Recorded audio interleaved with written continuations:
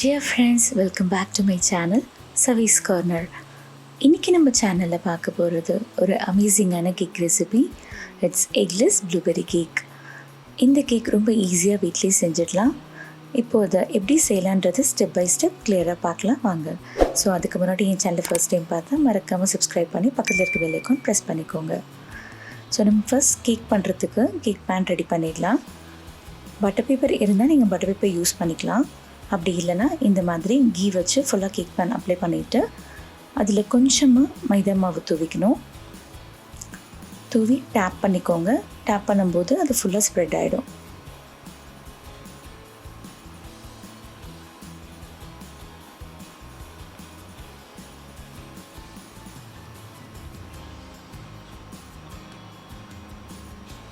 அவ்வளோதான். இப்போ கேக் செய்ய ஆரம்பிச்சிடலாம். ஸோ நான் ஃபர்ஸ்ட் இதுக்காக 1 கப் அளவு சர்க்கரையை ஒரு மிக்ஸி ஜாரில் சேர்த்துக்கிறேன். இது நல்லா அரைச்சி எடுத்து வச்சுக்கலாம். இப்போ ஒரு பேனில் 1.25 கப் அளவு மைதா மாவு சேர்த்துக்கிறேன். இது நல்லா சலிச்சுக்கணும். எப்பயுமே கேக்குக்கு இந்த மாதிரி சலிச்சுட்டு தான் சேர்க்கணும்.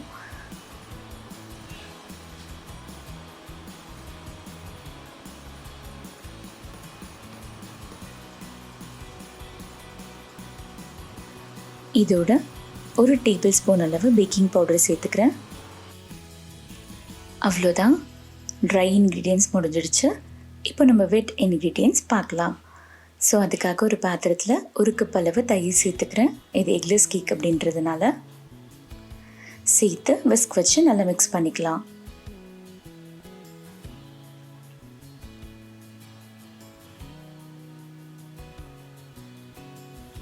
இப்போ இதில் நம்ம அரைச்ச சர்க்கரையை சேர்த்துக்கலாம்.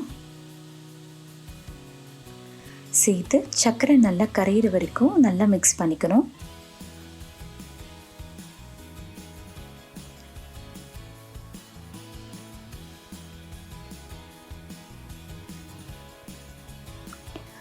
இப்போ இதில் 2 டீஸ்பூன் அளவு வெனிலா எசன்ஸ் சேர்த்துக்கலாம்.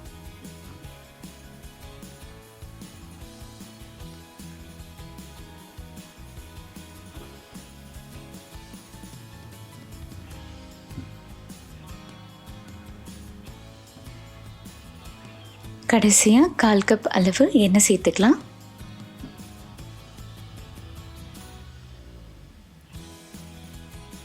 சேர்த்து நல்லா கம்பைன் ஆகிற அளவுக்கு மிக்ஸ் பண்ணிக்கோங்க.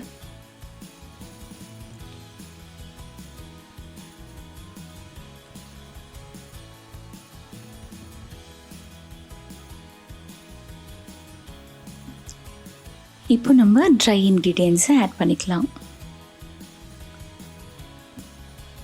இதுக்கு மேலே நம்ம கட் அண்ட் ஃபோல்ட் மெத்தடில் இந்த மாதிரி மிக்ஸ் பண்ணிக்கணும். நீங்கள் எலக்ட்ரிக் பீட்டர் யூஸ் பண்ணாலும் ட்ரை இன்க்ரீடியன்ஸ் சேர்க்குறது வரைக்கும் மட்டும்தான் யூஸ் பண்ணணும். அதுக்கப்புறம் இந்த மாதிரி கட் அண்ட் ஃபோல்ட் மெத்தடில் தான் பண்ணணும்.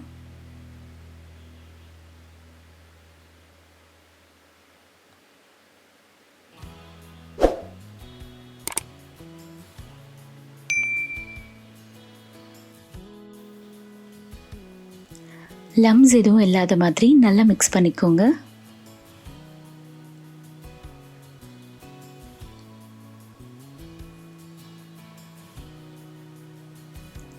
அவ்வளோதான். இதுதான் கரெக்டான கன்சிஸ்டன்சி. எக்லெஸ் கேக் எப்பயுமே ரொம்ப ரைஸ் ஆகாது. ஸோ நான் இன்றைக்கி ஒரு லேயர் மட்டும்தான் நடுவில் கட் பண்ணி ஐசிங் பண்ண போகிறேன். இப்போ நம்ம இதை கேக் பேனுக்கு ட்ரான்ஸ்ஃபர் பண்ணிடலாம். ட்ரான்ஸ்ஃபர் பண்ணிவிட்டு நல்லா டேப் பண்ணிக்கோங்க. ஸோ தட் ஏர் பபிள்ஸ்லாம் ரிமூவ் ஆகிடும். நான் இன்றைக்கி அவனில் பேக் பண்ண போகிறேன். இஃப் இன்கேஸ் நீங்கள் பாத்திரத்தில் பேக் பண்ணோன்னா நான் ஆல்ரெடி சேனலில் பண்ணி அப்லோட் பண்ணியிருக்கேன். லிங்க் டிஸ்கிரிப்ஷனில் தரேன், செக் பண்ணிக்கோங்க. ஸோ நான் இன்றைக்கி ப்ரீ ஹீட்டட் அவனில் 180 டிகிரி செல்சியஸ்க்கு ஒரு 45 மினிட்ஸ் இதை பேக் பண்ணி எடுத்துக்க போகிறேன். ஸோ ஆஃப்டர் 45 மினிட்ஸ் நம்ம டிமோல் பண்ணிக்கலாம். பாருங்கள், கேக் நல்லா வந்திருக்கு, சாஃப்டாக ஸ்பாஞ்சியாக. ஸோ நான் இதுக்கு லேயர் கட் பண்ணிக்கிறேன்.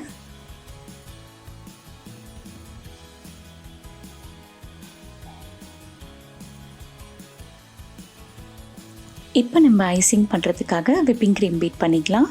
ஸோ நான் 2 கப் அளவு விப்பிங் க்ரீம் சேர்த்துக்கிறேன்.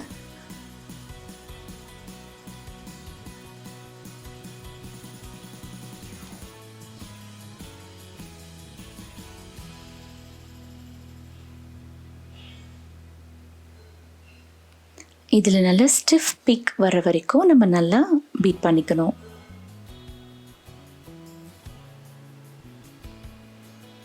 இப்போ நம்ம ஐசிங் பண்ண ஆரம்பிச்சிடலாம். ஸோ நான் ஃபர்ஸ்ட் லேயர் வச்சுக்கிறேன். இதுக்கு மேலே நம்ம சுகர் சிரப் சேர்த்துக்கணும்.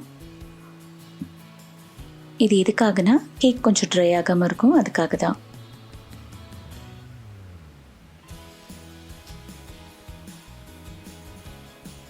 இப்போ இதில் நம்ம விப்பிங் க்ரீம் சேர்த்துக்கலாம்.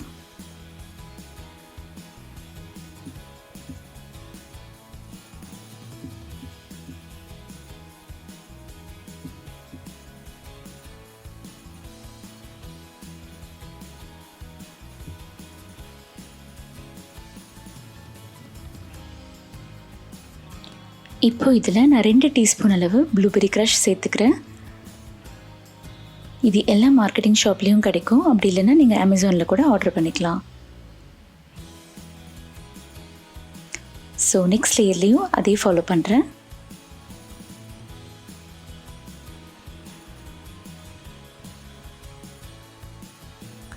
இப்போ நம்ம ஐசிங்காக நான் ப்ளூ ஃபுட் கலர் கொஞ்சம் விப்பிங் க்ரீமில் சேர்த்து மிக்ஸ் பண்ணிக்கிறேன். ஸோ சைட்ஸில் வந்து நான் ப்ளூ கலரில் பேஸ்கெட் மாதிரி பண்ணிவிட்டு மேலே வந்து ரோசெட் டிசைன் பண்ண போகிறேன்.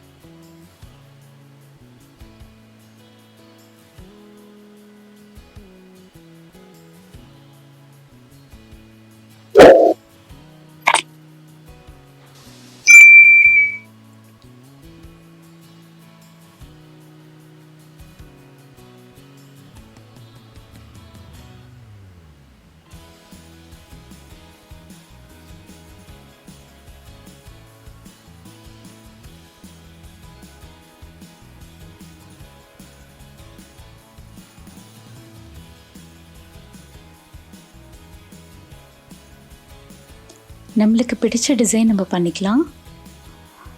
அவ்வளோதான், நம்மளோட எக்லெஸ் ப்ளூபெர்ரி கேக் சூப்பராக ரெடி ஆகிடுச்சு. ஸோ நீங்களும் கண்டிப்பாக ட்ரை பண்ணி பாருங்கள். ட்ரை பண்ணி பார்த்துட்டு எப்படி வந்ததுன்னு எனக்கு கமெண்ட் செக்ஷனில் கமெண்ட் பண்ணுங்கள்.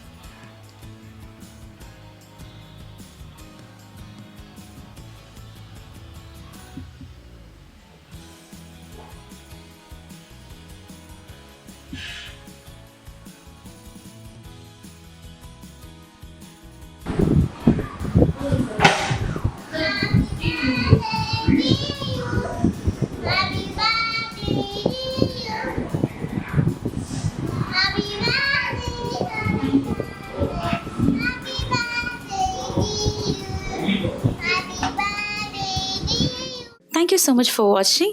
என்னோட வீடியோ உங்களுக்கு பிடிச்சிச்சுன்னா கண்டிப்பாக லைக் பண்ணுங்கள், ஷேர் பண்ணுங்கள், அண்ட் என்னோட சேனலுக்கு மறக்காமல் சப்ஸ்கிரைப் பண்ணுங்கள். சப்ஸ்கிரைப் பண்ணும்போது பக்கத்தில் இருக்க பெல் பட்டனை ப்ரெஸ் பண்ணிவிடுங்க.